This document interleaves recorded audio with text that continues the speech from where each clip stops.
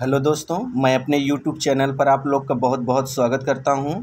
मैं आप लोग के लिए मोस्ट इम्पॉर्टेंट ऑब्जेक्टिव क्वेश्चन लेके आ रहा हूं, जो अपने यूट्यूब चैनल पर आप लोगों का अभी बिहार या स्टेट एमपीटीजीटी यूपीटीजीटी इत्यादि परीक्षाओं के लिए मैं अपने यूट्यूब चैनल पर आप लोग को तैयारी कराता रहूँगा। और यम बिहार या स्टेट का फॉर्म अभी भरा रहा है 23 तारीख तक।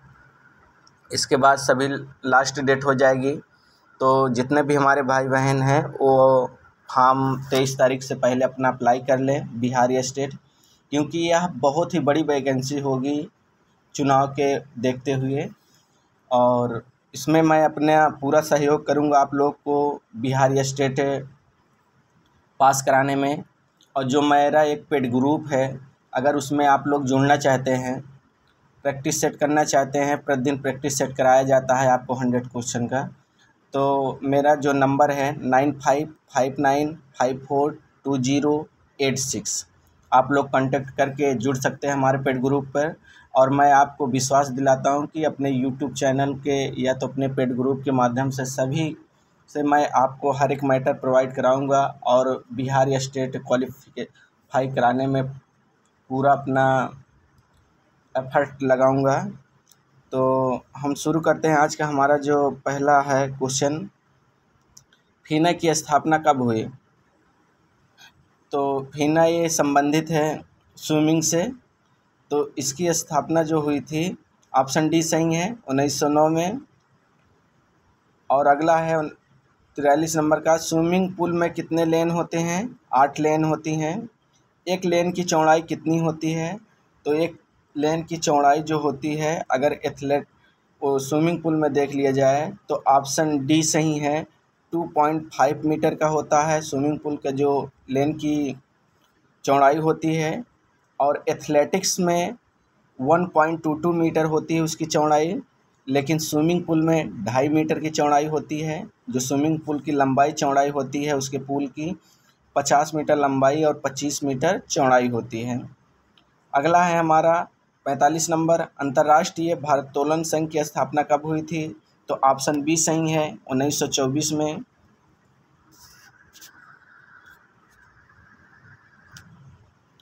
46 नंबर है, प्रथम भारतीय राष्ट्रीय भारोत्तोलन प्रतियोगिता कब आयोजित की गई थी। तो ऑप्शन ए सही है, 1940 में। और हम लोग को ऐसे पढ़ाई करना है जैसे कि पूरे ऑप्शनों के बारे में भी आप लोग को हम कुछ न कुछ बताते रहेंगे जिनके बारे में मोस्ट इम्पॉर्टेंट है। तो 1940 में हुआ था। 47 नंबर है, भारोत्तोलन प्रतियोगिता में खिलाड़ी को एक प्रयास में अधिकतम कितना समय दिया जाता है। तो ऑप्शन बी सही है, 1.30 मिनट। अगला हमारा 48 नंबर, भारोत्तोलन प्लेटफॉर्म की ऊंचाई कितनी होती है। तो ऑप्शन ए है, 1 मीटर होती है। 49 नंबर है, कुश्ती प्लेटफॉर्म की ऊंचाई होती है 1.10 मीटर होती है। और कुश्ती का जो प्लेटफॉर्म की लंबाई चौड़ाई होती है, यानी 50 नंबर क्वेश्चन है हमारा, मैदान की लंबाई चौड़ाई होती है मैट की, तो 12 × 12 मीटर होती है वर्गाकार। अगला 51 नंबर है, कुश्ती की समयावधि होती है, टोटल 6 मिनट की कुश्ती अब हो रही है आधुनिक समय में। और ये 3-3 मिनट के 2 राउंड खिलाए जाते हैं। और ये जो 2 मिनट के 3 राउंड ये गलत है, लेकिन 3-3 मिनट के 2 राउंड होते हैं। ओके। 52 नंबर है, कौन से ओलंपिक में कुश्ती को शामिल किया गया था। तो जब से ओलंपिक हुआ था 1896, आधुनिक ओलंपिक से ही कुश्ती को क्या किया गया था, शामिल किया गया था। अगला है हमारा 53 नंबर, जूडो मैदान की लंबाई चौड़ाई कितनी होती है। तो ऑप्शन डी है, 16 × 16 मीटर। 54 नंबर है, जूडो मैट में मुकाबले वाले क्षेत्र की लंबाई चौड़ाई कितनी होती है। 9 × 9 मीटर। 55 नंबर है, भारत में सबसे पुराना क्लब रॉयल गोल्फ क्लब कहाँ और कब बना था। तो ऑप्शन ए है 1929 कोलकाता में। 56 नंबर है, गोल्फ स्टिक को क्या कहते हैं? क्लब कहते हैं। 57 नंबर है, एक गोल्फ कोर्स में होल की संख्या कितनी होती है? यह मोस्ट इम्पॉर्टेंट है, इसको आप लोग नोट डाउन कर लीजिएगा। ऑप्शन सी है 18। 58 नंबर है, निम्न में से कौन सा इवेंट डेकाथलन में नहीं होता है? तो ऑप्शन डी है 200 मीटर दौड़। 59 नंबर है, निम्न में से कौन सा इवेंट हेप्टाथलन में नहीं होता है? तो ऑप्शन सी है डिस्कस थ्रो। 60 नंबर है, किस खेल को खेलों की रानी कहा जाता है? तो एथलेटिक्स को कहा खेलों की रानी अगर कहा जाता है तो ऑप्शन सी एथलेटिक्स को कहा जाता है। और खेलों की माता या जननी कहा जाता है तो ऑप्शन ए जिम्नास्टिक्स को कहा जाता है। खेलों का राजा किसे कहा जाता है? तो फुटबॉल को कहा जाता है। 61 नंबर है, आधुनिक ओलंपिक का पितामह किसको कहा जाता है? तो इन आधुनिक ओलंपिक पितामह या जन्मदाता तो पियर डी कुबर्टीन को कहा जाता है, या फ्रांस के निवासी थे। ऑप्शन बी सही है। 62 नंबर है हमारा क्वेश्चन आज का, ओलंपिक में पहली बार किस महिला ने भाग लिया था? कुमारी चार्लट कूपर करके थी, उनको भाग ली थी। ऑप्शन है 63। ओलंपिक ध्वज कब बनाया गया था? तो 1914 दिया है इसमें। और फहराया कब गया था? तो 1920 में फहराया गया था। 1916 में फहराया जाने वाला था, लेकिन विश्व युद्ध के कारण इसको 1920 के ओलंपिक में फहराया गया था। और 1928 में भारत का गोल्डन ओलंपिक कहा जाता है, क्योंकि 1928 में हॉकी में प्रथम बार भारत ने गोल्ड मेडल जीता था, जो जसपाल हुड्डा की कप्तानी में। और 1924 में पहली बार 7 खिलाड़ियों को प्रतिभाग करने के 1924 में जब ओलंपिक में इंडिया के द्वारा प्रतिभाग करने के लिए भेजे गए थे तो उसमें 7 प्लेयर भेजे गए थे। अगर कभी भी आपको दे देता है कि भारत ओलंपिक में प्रथम बार कब प्रतिभाग किया था, किस सन में, तो अगर ऑप्शन आ जाता है 1900, 1928, 1924, 1920, तो आप लोग को 1900 ऑप्शन में मानना है, क्योंकि 1900 में ही भारत प्रतिभाग किया था। जो एंग्लो इंडियन थे इंग्लैंड के, वो रिचर्ड थे, उन्होंने 2 मेडल जीते थे। तो 1900 आपको ऑप्शन में मानना है, लेकिन आधिकारिक रूप से अगर पूछता है तो 1928 में आप लोग को मानना है। अनाधिकारिक 1900, आधिकारिक 1928। अगला है हमारा 64 नंबर, ओलंपिक गान की रचना कब की गई थी? ओलंपिक गान की रचना 1958 में की गई थी, और यह पमारस के द्वारा की गई थी। 65 नंबर है, ओलंपिक आर्डर सम्मान सबसे पहले किसको प्राप्त है? तो ये सर्वप्रथम ओलंपिक आर्डर सम्मान सबसे पहले किसको प्राप्त है? तो ये ऑप्शन ए है एवरी ब्रेडन 1975 में अमेरिका के। लेकिन भारत की बात की जाए तो इंदिरा गांधी जी को सर्वप्रथम ओलंपिक आर्डर सम्मान से सम्मानित किया गया था। अगला है 66 नंबर, अतिरिक्त ऊर्जा खेलने को मजबूर करते हैं किसने कहा है? तो हार्बर्ट स्पेंसर और सीलर ने कहा है। ऑप्शन इसमें सी सही है। 67 नंबर, जीवन का दूसरा रूप खेल है किसने कहा है? तो ऑप्शन सी है जॉन डेवी ने कहा था। 68 नंबर है, खिलाड़ी को कौन सी शैली अंतर्राष्ट्रीय स्तर पर मान्य है? तो संजीवनी है।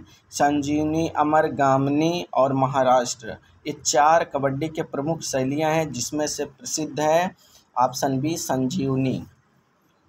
69 नंबर है, जर्मनी का कौन सा खेल बास्केटबॉल पर आधारित है? तो यह कॉर्फबॉल है, जो महिला पुरुष की एक सम्मिलित टीम होती है, उन दोनों के बीच ये खेला जाता है, जिसे कॉर्फबॉल बोला जाता है। ये मोस्ट इम्पॉर्टेंट क्वेश्चन है, आप लोग नोट डाउन कर लीजिएगा दोस्तों। और यह वीडियो कैसे लग रही है आप लोग कमेंट्स बॉक्स के माध्यम से ज़रूर बताइएगा। और मेरे यूट्यूब चैनल को आप लोग लाइक सब्सक्राइब करिए, कोई भी पैसा कोई खर्च नहीं लग रहा है। तो आप लोग की तैयारी की बेहद एकदम इम्पॉर्टेंट तैयारी है, और आप लोग को सब्सक्राइब कर लीजिए, शेयर कर लीजिए। अगर पेड ग्रुप से आप लोग को जुड़ना चाहते हैं तो मेरा कॉन्टैक्ट नंबर आप लोग को बताया गया है, उससे आप लोग कॉन्टैक्ट कर सकते हैं। और अगला हमारा 70 नंबर, कौन से ओलंपिक में पहली बार सिंथेटिक ट्रैक का प्रयोग किया गया था? तो ऑप्शन बी है 1968 में किया गया था सिंथेटिक ट्रैक। 1968 का जो सन है मोस्ट इम्पॉर्टेंट सन है।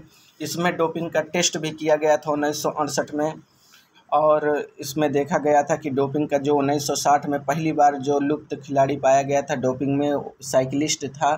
फिर उसके बाद 1968 में डोपिंग का चेक किया गया था, जिसका वर्ल्ड पे किया जाए वाडा की स्थापना, वाडा वर्ल्ड एंटी डोपिंग एजेंसी 1999 में हुआ था। लेकिन नाडा इंडियन के नेशनल एंटी डोपिंग एजेंसी की स्थापना 1905 में हुआ था। इसका नई दिल्ली है उसका। ओके, तो ये सबको आप लोग को पढ़ना है अच्छे से।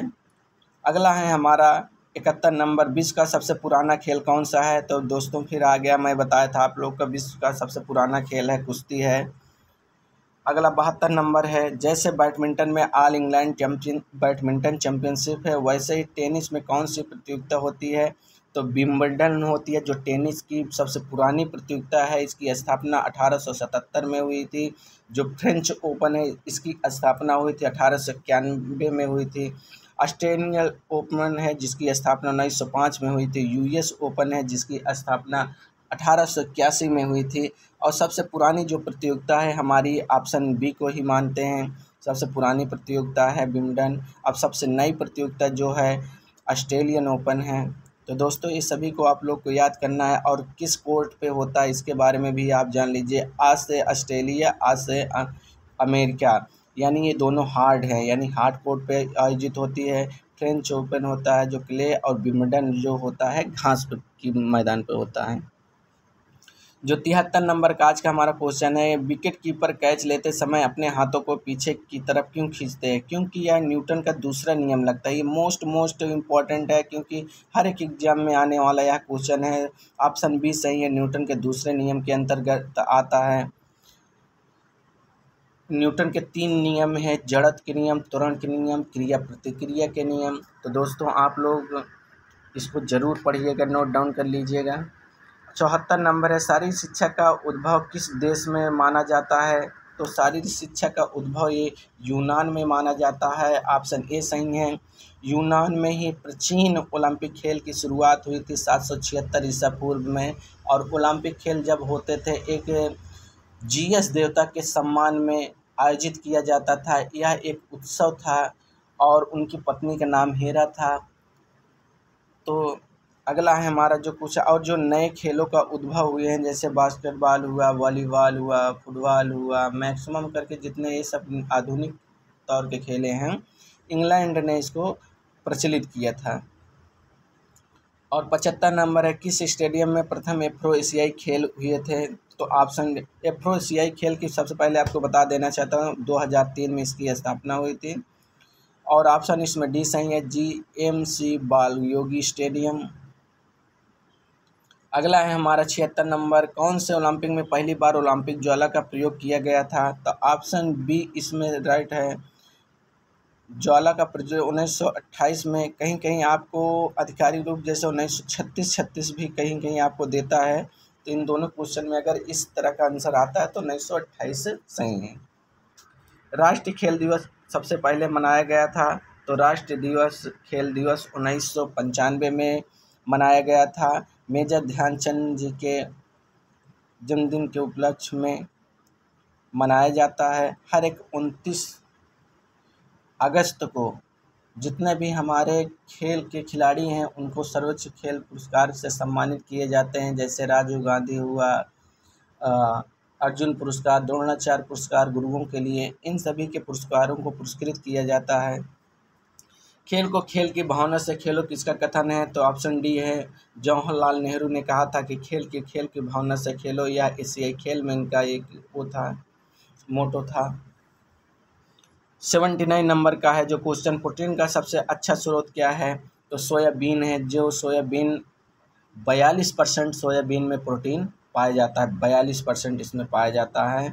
अगर प्रोटीन का सबसे अच्छा स्रोत माना जाए, अगर वेजिटेबल में यानी सब्जियों में तो सोयाबीन माना जाता है, अगर मांसाहारी में माना जाता है तो मांस को माना जाता है। दोस्तों ये बहुत ही इम्पोर्टेंट है, इसको आप लोग नोट डाउन कर लीजिएगा, थोड़ा थोड़ा अंतर है इसमें। अगला है 80 नंबर का आज का जो हमारा आज का और आखिरी जो क्वेश्चन है, कार्बोहाइड्रेट को पचाने के लिए कौन से विटामिन की आवश्यकता होती है? तो ऑप्शन बी है। तो विटामिन 2 प्रकार की होती है, एक जल में घुलनशील होती है, एक वसा में घुलनशील होती है।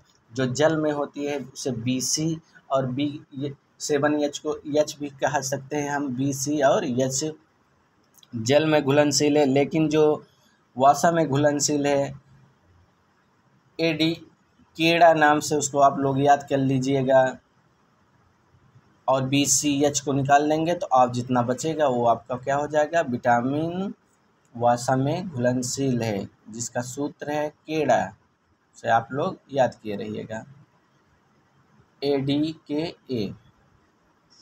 तो ये आज के हमारे रहे मोस्ट इम्पॉर्टेंट क्वेश्चन, जो आप लोग के बिहार या स्टेट स्पेशल तैयारी मैं करा रहा हूँ उसके मोस्ट इम्पॉर्टेंट क्वेश्चन हैं। तो मेरे यूट्यूब चैनल से पे आप लोग जुड़े रहिए और मेरा पेड ग्रुप पे आप लोग ज़रूर से ज़रूर ज्वाइन करिए, क्योंकि उस पर मैं अलग से आप लोग को सॉल्व पेपर कराता रहता हूँ।